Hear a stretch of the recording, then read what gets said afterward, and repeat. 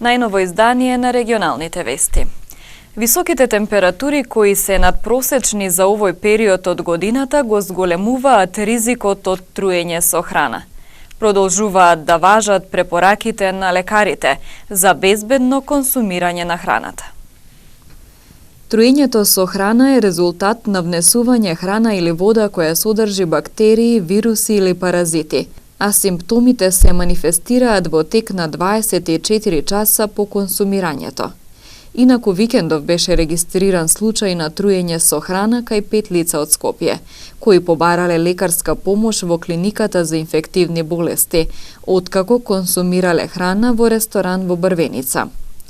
Како што соопшти од Министерството за здравство, по добиената телефонска дојава од страна на Центарот за јавно здравје Тетово, во врска со труењето со храна во ресторанот во село Брвеница, Државниот санитарен и здравствен инспекторат од подрачното оделение Тетово извршил вонреден координиран инспекциски надзор со представници од Центарот за јавно здравје Тетово и инспектори од Агенцијата за храна и ветеринарство, подрачно оделение Гостивар.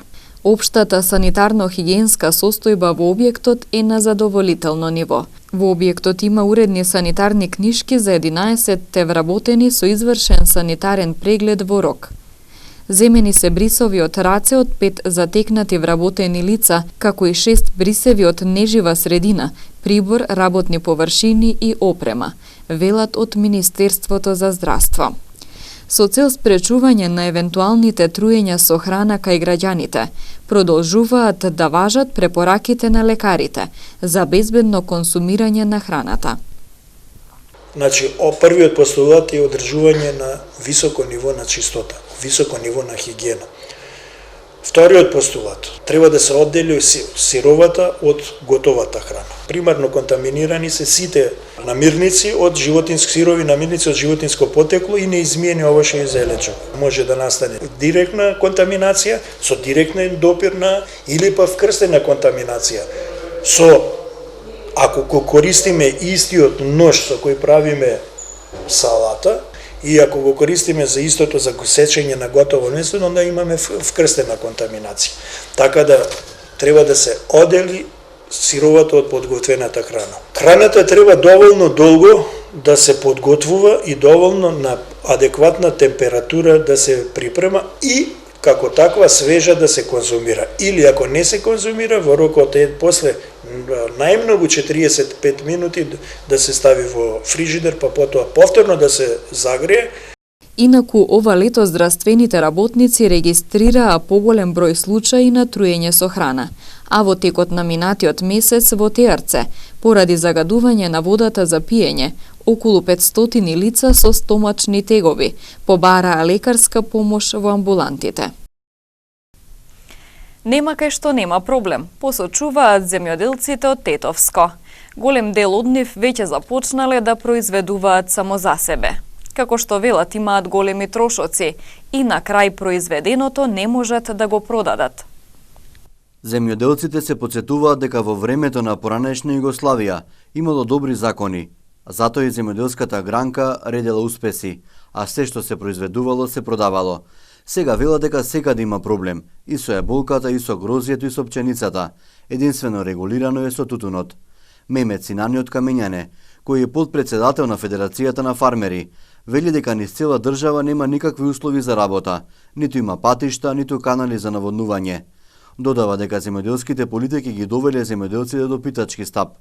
Државата ветувала се и се што за да се формираат задруги, моментално ги има 40, но и тие ќе ги снима за краток период, ако се продолжи со истата политика, истакна Синани.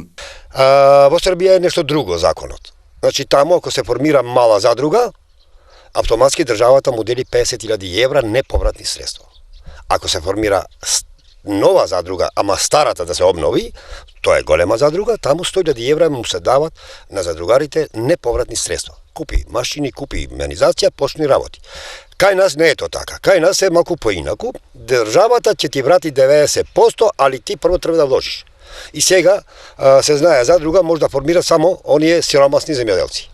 Ако оди да земи кредит, он нема куќа или стан или дуќан во градот, а во селото не ти го прифаќа, и не можеме да дојдеме прво до кредити. Второ, не можам јас да задолжам некој граѓанин да го стави во ипотека станот за јас да земам кредит. Прво е недоверба меѓу себе, второ и имат право. Така да, ние како земјоделци сме побарале зошто да нема банковна гаранција од државата.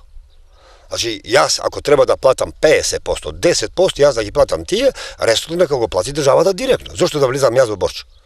Затоа што се случува после кога ќе ти дојдат на контрола, не те го признава. Тракторот колку е земен, не ти признава колку е менизацијата, ако ти кошта 10.000 евра, он ти вели 7.000 евра. 3.000 евра земјоделцот, знаете колку треба да работи да ги извади? Рече Синани. Вели дека од година в година се намалува производството и еден ден Македонија од земјоделска држава ќе стане зависна од земјоделски продукти. Како пример ја посочи пшеницата, чие производство за неколку години се намалило за неколку пати. На Македонија и требат државни стокови резерви. И сега еве ќе видите следниот месец кога ќе се објави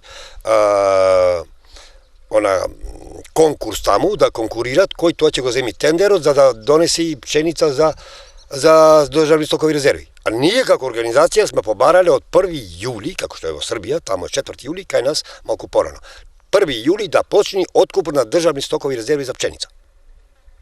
Тогаш државата кој ќе откупи пшеница од мене, ќе ми каже цената е то. И нема ние што да пазариме со млинариве. Значи тогаш веќе имаме цена како што и беше порано. Знаете вие дека 93-та, да не одам поваму потаму, беше 12 денари килограм пшеница. 93-та. И плюс 2 денари имаше субвенции по килограм и плюс 0,60 пари имаше транспорт. Истакна Синани. Пшеницата пред некоја година беше 15 денари од килограм. Тога земјоделците произведуваа 330.000 тони, од потребните 400.000 тони. Следната година пшеницата падна на 7 денари и сега од 300.000 тони колку што имавме лани, годинава нашата држава има едва 120.000 тони пшеница. Од неговото пуштање во употреба во 1996 година до сега, на патот Гостивар-Тетово не се извршени позначајни зафати за реконструкција.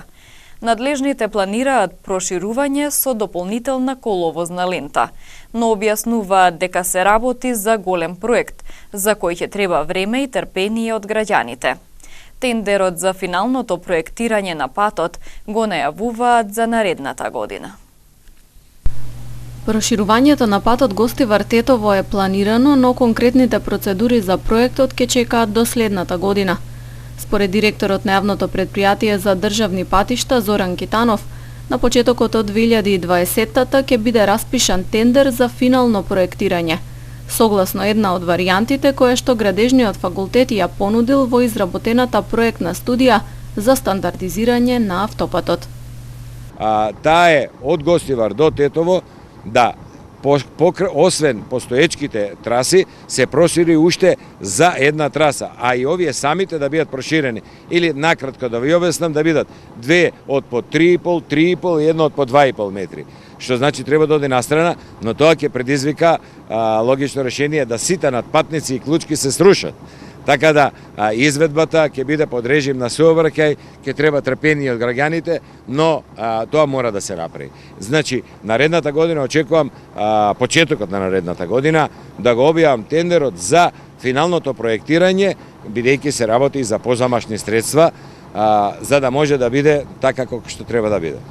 По оваа делница, која што е долга околу 22 километри, просечно дневно минуваат околу 13.000 возила.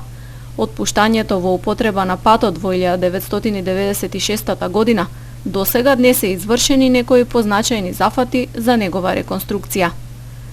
Инаку периодов во регионот на Гостивар предвидено е да започнат работите за реконструкција на патот од наплатната рампа до Дунската раскрсница, делница во должина од околу 3 километри. Полицискиот билтен бележи киднапирање на 56 годишен тетовец. 67 годишник од гостиварското село Балиндол вчера вечер пријавил дека во близина железничката станица во Гостивар во возило Мерцедес со кичевски регистарски ознаки насилно бил внесен 56 годишен жител од Тетово, инаку вработен во неговиот угостителски објект. Возилото на брзина се оддалечило пошто во населбата Малјарди киднапираниот бил симнат од возилото во кое се наоѓале 3 лица, сите од Кичевско. Набрзо потоа не излез од Гостивар. Тие се лишени од слободи задржани во полициската станица Гостивар. По целосно расчистување и документирање на случајот ќе следува соодветен поднесок. На Полошкото подрачје понатаму голем број возачи возат со брзина над дозволеното. Во рамки на засилените сообраќајно-контролни активности, кои во континуитет ги спроведува СВР Тетово, во периодот од 9 до 15 овој месец, вкупно откриени се 227 пречекорување на брзината.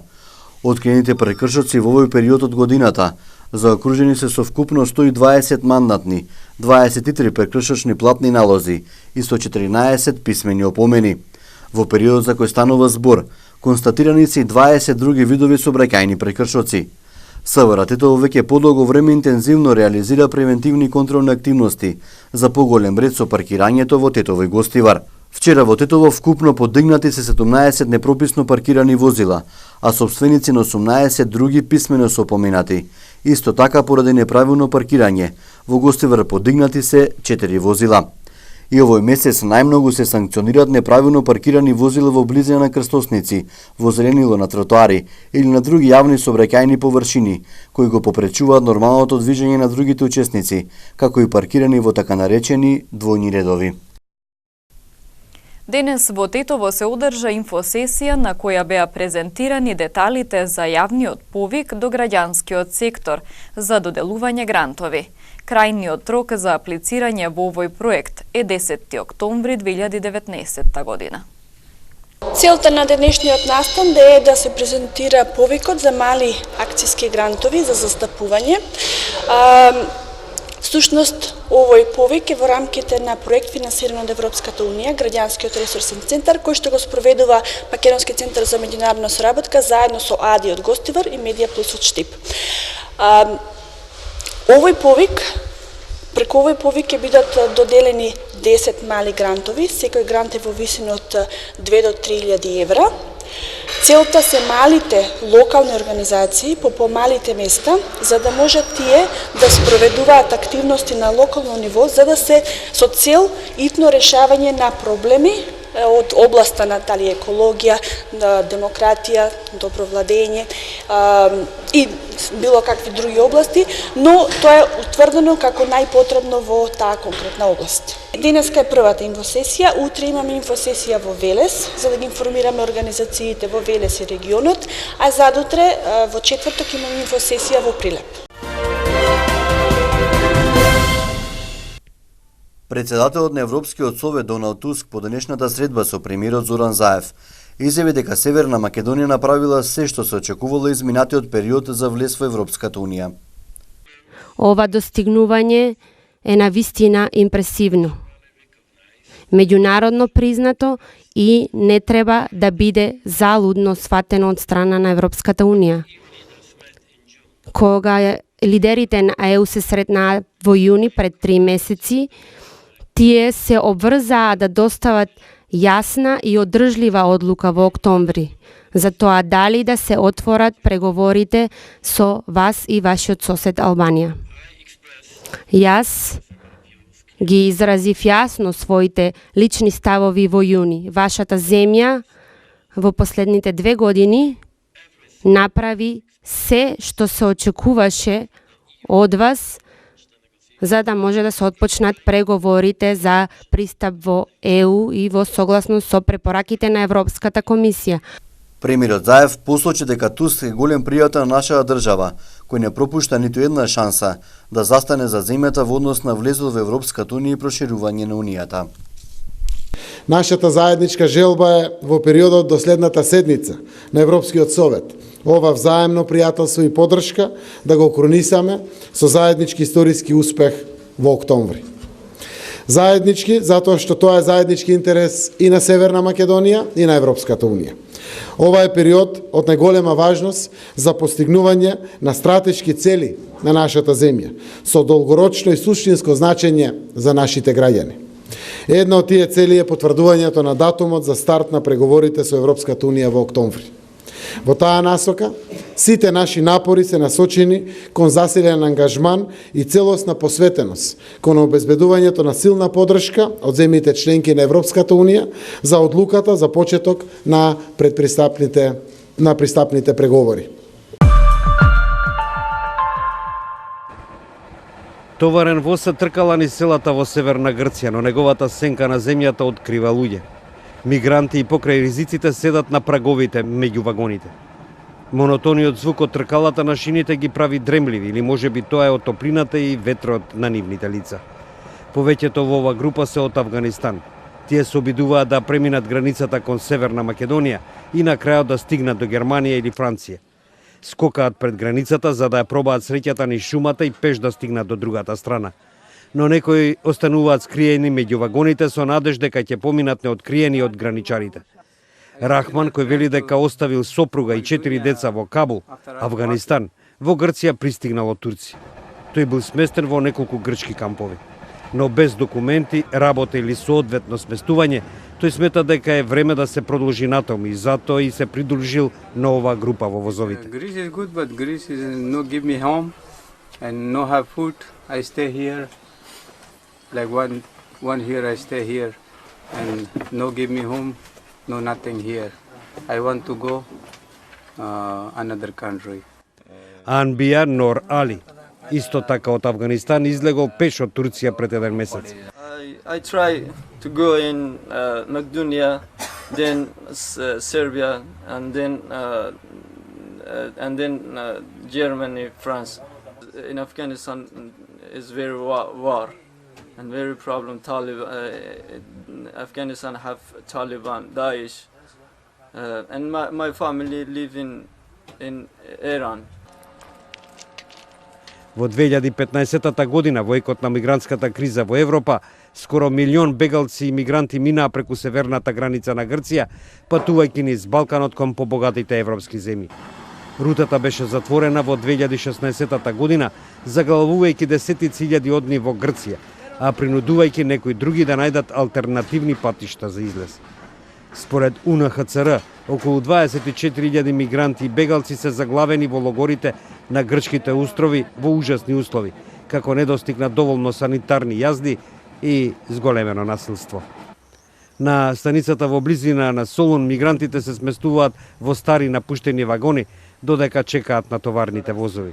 Ветро дува низ искршените прозорци, а распаднатите коридори се морничаво тивки, освен за нивните нови патници.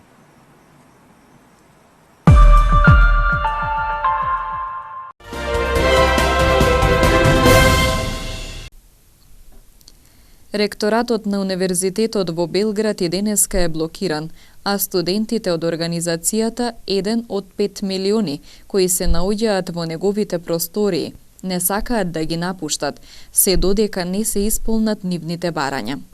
Ректорката Иванка Поповиќ и студентот проректор денеска се обидоа да влезат во просториите на ректоратот, меѓутоа на ректорката не ѝ беше дозволен влез. Студентите собрани во зградата на ректоратот привремено добиваат поддршка од политичарите од опозицијскиот Сојуз за Србија, меѓу кои денеска беа и лидерите на Двери и Демократската партија. Тие изјавија дека дошле како граѓани да изразат солидарност. Ректорката Иванка Поповиќ изјави дека не очекува владата да посредува во разговорите меѓу представниците на Белградскиот универзитет и студентите кои се во ректоратот, бидејќи имала директна комуникација и дека никој од ректоратот не барал и не планира да побара полициска интервенција. Силна експлозија рано изутринава ги вознемири жителите на Риека. Разбойници со експлозивна направа кренале во воздух банкомат и заминале во непознат правец. Во тек е истрага на местото на настанот, по која ќе се знае дали кратците успеале да го испразнат банкоматот и колкава количина пари е украдена. 3 лица починаа, најмалку 222 лица се заразени во неголемата епидемија на листерија во Шпанија досега, соопшти Светската здравствена организација. Заразата, која најверојатно е причината од свинско месо, произведено на југ во државата, главно погоди жени или постари од 65 години, додава СЗО. Повеќето од пациентите се од Андалузија, затоа што фабриката за преработка на месо се наоѓа во Севиља. Од маркетите се повлечени производи од преработено свинско месо од таа фабрика пред 1 мај. Жена од Русија за чудо останала неповредена, откако речиси истовремено 2 удари на гром го погодиле нејзиниот џип. Спектакуларниот огномет на патот го снимила камерата на возилото, кое се движело позади, додека се приближувале до семафорот во Новосибирск. Моторот на Тојотата моментално застанал, а без разлика на силниот удар, возилото не се запалило. Никој од возачите наоколу не застанал после ударот, но за среќа ни патниците ни жената зад воланот не биле повредени. Возилото на крај го одвлекла шлеп служба.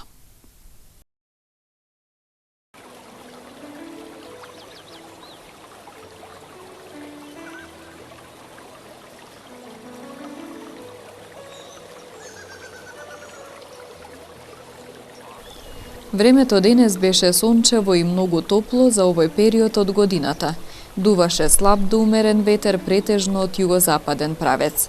Температурите се движеа во интервал од 10 до 33 степени Целзиусови.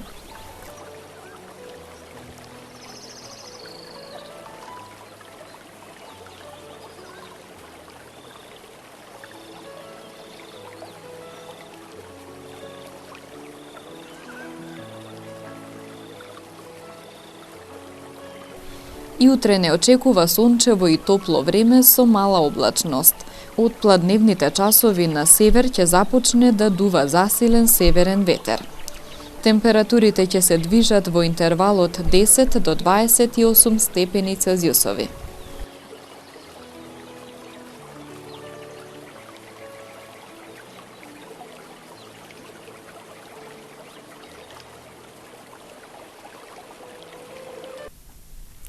Ова беа информациите подготвени за овие регионални вести. Пријатно!